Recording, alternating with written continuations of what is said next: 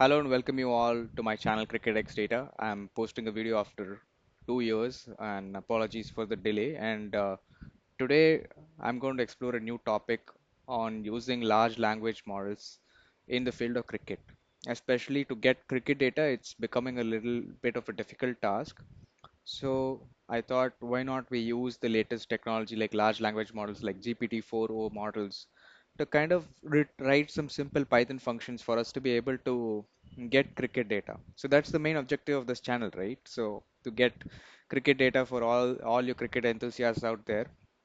I put a few videos on introducing you to Google Colab and Python earlier on, like couple of years back. So please do look at those videos. I've also put the links for those videos in the description.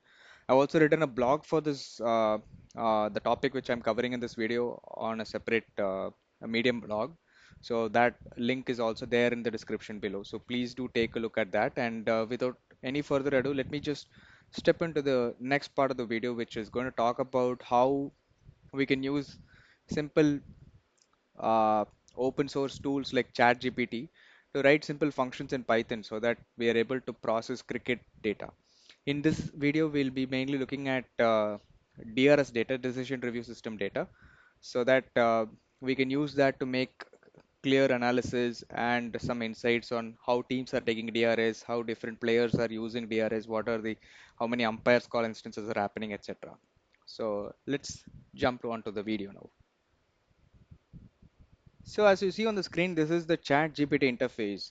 In case you're not aware, Chat GPT is a large language model which is open sourced by OpenAI and it has taken the world by storm. You can use it to do a lot of things like write some recipes for your like based on some ingredients you can write recipes, you can like complete like a poem, you can ask it literally most questions which you might ask Google. For example, as you can see here, it is saying explain superconductors like I'm 5 years old. So it's going to tell you what is the meaning of a superconductor as if you are a kid right now. So it's quite powerful as you can see on the screen. So it has got a lot of use cases, and for us, what we are going to use is basically use this in the realm of cricket, and specifically we are going to use ChatGPT to write a few Python functions based on data from Cricsheet. So before I talk about Cricsheet, I just want to explain uh, what is this Cricsheet website. Cricsheet website has a lot of data about each ball by ball games which have happened. Now, Cricinfo and Cricbuzz are widely followed by a lot of individuals here, but crawling them and writing some web crawlers over them is going to be very difficult to extract the data into a neat format. So instead, I suggest this website called Cricsheet, where they have data for all the formats, all the games they cover, have extensive coverage for even everything, including the BBL, the CPL, and everything else is there. So, and the JSON and YAML formats are the most common ones. And I'm going to download this JSON format onto Google Colab Notebook, and that will form the next part of the video where I will go through each of the steps I follow in the notebook so to extract the data. So let's jump onto that part of the video now. So as you can see on screen, this is the Google Colab notebook that I was talking about. So here it's to set up the Google Colab environment. I've put a separate video where you can see how to use this free software from Google to run Python notebooks. So the first step is to import the necessary libraries. There are not many libraries that are needed for this, and the Cricsheet files are going to be available at this URL, which I am getting from over here. So I go to this test matches and I hover over this link, and I need to copy this link and paste it here so that I get the JSON files for each of the test matches. Now, just to give you a sample of how these JSON files are going to look at, I'm going to just open my PyCharm a bit.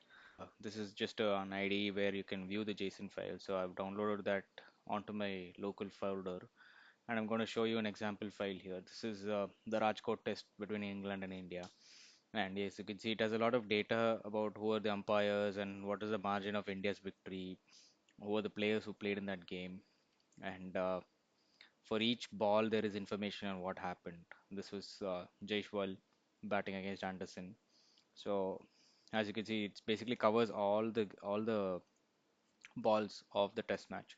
And here, if you search for the review field, you will be able to see that this is a particular instance of a review which was taken by James Anderson's on in when James Anderson is bowling against Rohit Sharma.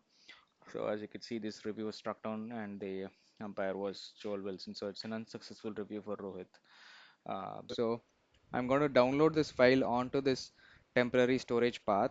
So what that creates is basically a temporary path over here inside the folder called test. All these JSON files, whichever I showed you on the screen, is going to be stored here.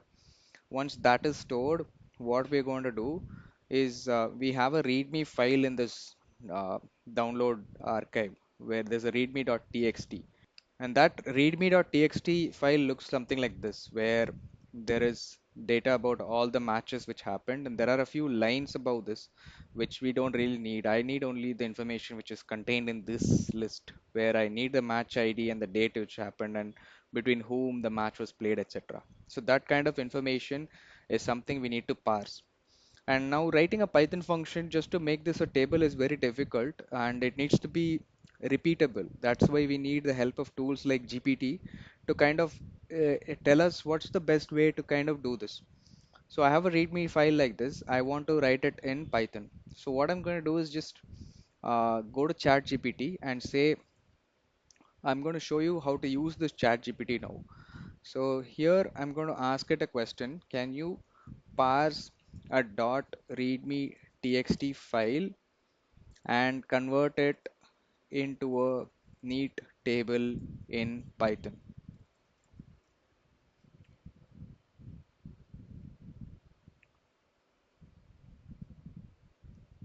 So it's going to give a response to that. So it needs the content of your readme text file, and that's exactly what we're going to do in the next step, and paste that content so that we are able to get good Python functions to help us extract this data across time. And we will be having new matches which are going to get added to this data set. So we're going to do that in the next step. We need to give ChatGPT a prompt. A prompt is basically an instruction to tell what it needs to be doing. So here is a sample prompt that I've already covered as my in part of the blog. So the first line is the actual instruction which you're giving to ChatGPT, which is extract all rows of the README file below this one. The fourth field is the gender of the players involved in the match. The fifth field is the ID, and so on. So all I'm doing is I'm looking at this field. I want to extract all the lines below this into a table. So, and also I need to give it the sample. Uh, how is that README and a few rows of that. So I'm just taking the first 5 rows as a sample and I'm giving that. So as you can see, GPT-4 is quite powerful. It will be giving you that outcome as part of the script which is coming outside. So it's processing the content there, and then it will give you the syntax of what you need to be using in order to extract the fields below this into a neat little data frame. So this is one way to do that.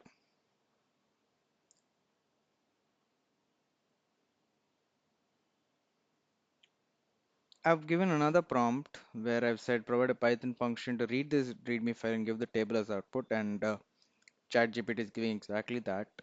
So it's able to read this file, and also I've given another prompt to give the best way to read the readme.txt file in Python. So all these functions are being provided, and what we need to do is just a little bit of like kind of jugad around these functions and join them together in order to get something like this, where we will be able to parse the readme file from a file path, which is in this case it's a readme.txt inside that Cricsheet file storage path, which is that temporary folder we created.